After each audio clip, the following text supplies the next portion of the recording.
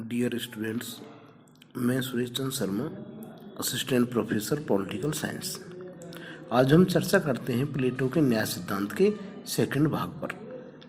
पहले भाग में हमने देखा था कि प्लेटो ने तत्कालीन समय में जितने भी न्याय के सिद्धांत प्रचलित थे सबकी आलोचना की है, जैसे सेफालस, पॉलीमार्कस, थ्रेसिमेकर, ग्लाउकोन आदि सभी विद्वानों के सिद्धांतों की प्लेटो ने तार्किक रूप से आलोचना की है। प्लेटो इन लोगों के सिद्धांतों की आलोचना का एक मुख्य आधार बताते हैं कि ये सभी विद्वान अपने चिंतन में एक बात कॉमन दिखाई देती है कि न्याय जो है वो एक बाह्य वस्तु है। प्लेटो इस बात की आलोचना करते हैं। प्लेटो का मानना है कि न्याय कोई बाह्य वस्तु नहीं है, जब न्याय तो व्यक्ति के आत्मा का एक गुण है। इसी को आधार मान करके प्लेटो अपने सिद्धांत का प्रतिपादन करते हैं। प्लेटो का जो न्याय का सिद्धांत है उसको प्लेटो दो भागों में बांटते हैं, एक व्यक्तिगत न्याय और एक समाज या राज्य का न्याय। प्लेटो कहते हैं कि प्रत्येक व्यक्ति की आत्मा में तीन प्रकार के गुण निवास करते हैं: इंद्रिय तृष्णा, साहस और बुद्धि। प्रत्येक व्यक्ति में ये तीन गुण होना जरूरी है। सिर्फ अंतर है तो किस बात का कि किस व्यक्ति में किस गुण की प्रधानता है। तो प्लेटो कहते हैं कि जिस व्यक्ति में जिस गुण की प्रधानता होगी वो व्यक्ति उसी गुण के अनुरूप कार्य करना चाहेगा,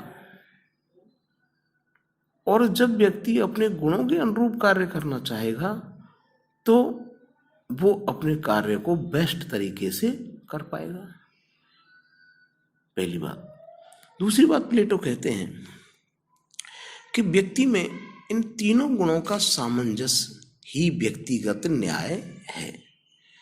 जिस व्यक्ति में इन तीनों गुणों का सामंजस्य पाया जाएगा, मतलब व्यक्ति में साहस भी है कि वो नए काम कर सकता है, व्यक्ति में इन इच्छाएं भी हैं, इंद्रिय तृष्णा भी है कि वो अपने आर्थिक पक्ष को संभाल सकता है, और व्यक्ति के अंदर बुद्धि या विवेक भी है।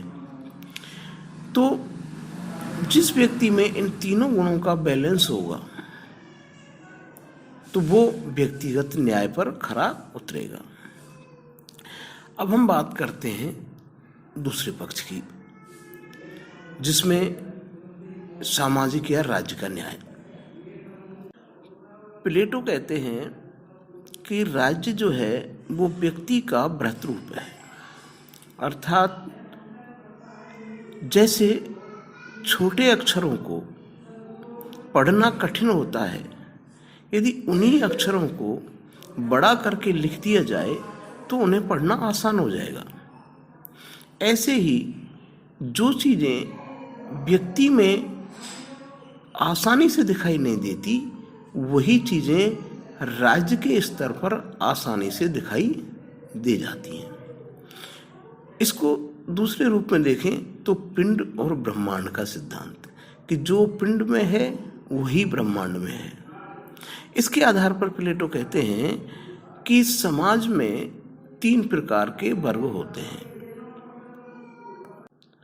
जिन व्यक्तियों में इंद्रिय तृष्णा या काम करने की इच्छा अधिक होती है, ऐसे व्यक्तियों का जो वर्ग है वो उत्पादक वर्ग कहलाता है।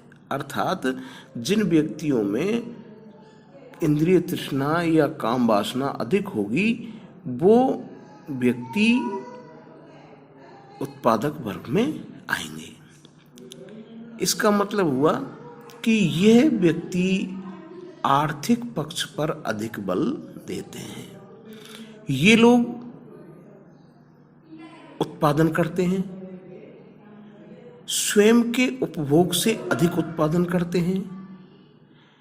यह उत्पादक वर्ग एक राज्य का, एक समाज का आर्थिक आधार होता है। दूसरी बात, प्लेटो दूसरे गुण पर चर्चा करते हैं कि जिन व्यक्तियों में साहस की मात्रा अधिक होती है उन व्यक्तियों का जो एक ग्रुप बनेगा उसको वो सैनिक वर्ग कहते हैं। इस सैनिक वर्ग में साहस की प्रधानता होगी और ये साहस की प्रधानता के कारण ये अपनी मातृभूमि की रक्षा में तत्पर रहेंगे। तीसरा वर्ग आता है वह वर्ग जिसमें बुद्धि की प्रधानता होगी, मतलब उसमें विवेक का स्तर ज़्यादा होगा। ऐसे वर्ग को प्लेटो शासक वर्ग कहता है, अर्थात इस बौद्धिक वर्ग के हाथ में शासन की सत्ता होगी। इस प्रकार देखा जाए तो प्लेटो ने अपने राज्य या सामाजिक न्याय में दो प्रकार के वर्ग बनाए हैं, एक उत्पादक वर्ग और अभिभावक वर्ग। उत्पादक वर्ग में वो व्यक्ति आएंगे जिनमें इच्छाओं की प्रधानता होगी और अभिभावक वर्ग में आएंगे तुम्हारे सैनिक और शासक। इस प्रकार प्लेटो ने अपने न्याय सिद्धांत में एक बात कही है कि यह विभाजन गुणों के आधार पर है। गुणों के आधार पर जब ये विभाजन होगा तो इस विभाजन से दो चीजें निकल के आएंगी कि जिस व्यक्ति में जिस गुण की प्रधानता है वह व्यक्ति अपने गुणों के अनुकूल कार्य करे। ऐसा करने से उस व्यक्ति में कार्य की विशेषज्ञता पैदा हो जाएगी, अर्थात इससे स्पेशलाइजेशन विशिष्टीकरण का प्रभाव बढ़ेगा। दूसरी बात, एक वर्ग दूसरे वर्ग के कार्यों में हस्तक्षेप नहीं करेगा।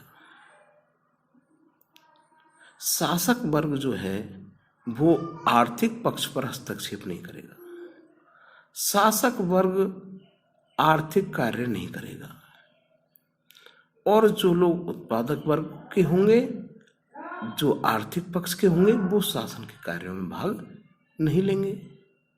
इस प्रकार तीनों वर्गों के अपने अलग अलग रास्ते होंगे, तीनों वर्गों के अपने कर्तव्य और अपने अधिकार अलग अलग होंगे। इस प्रकार हम देखते हैं कि व्यक्ति में तीनों गुणों का सामंजस्य व्यक्तिगत न्याय है, तो समाज या राज्य में इन तीनों वर्गों का आपसी सामंजस्य या तालमेल राज्य का न्याय है। यह प्लेटो का न्याय सिद्धांत हुआ। इस न्याय सिद्धांत की जो सबसे बड़ी विशेषता है वो यह है कि समाज में टकराव नहीं होगा, एक दूसरे के कार्यों में हस्तक्षेप नहीं होगा और जो व्यक्ति जिस कार्य को कर रहा है वो व्यक्ति उस गुण की प्रधानता रखता है, इसलिए उसने वो कार्य चुना है। तो इससे क्या होगा, उस व्यक्ति में उस कार्य की विशेषज्ञता बढ़ेगी, इससे उत्पादकता बढ़ेगी। तो प्लेटो का ये न्याय सिद्धांत बहुत ही प्रभावी न्याय सिद्धांत है और आज के युग में भी कहीं न कहीं इसकी प्रासंगिकता बनी हुई है। प्लेटो का न्याय सिद्धांत कानूनी न्याय सिद्धांत नहीं है, ये एक देखा जाए तो एक नैतिकता पर बल देता है। यह स्वधर्म या कर्तव्य पालन का सिद्धांत है।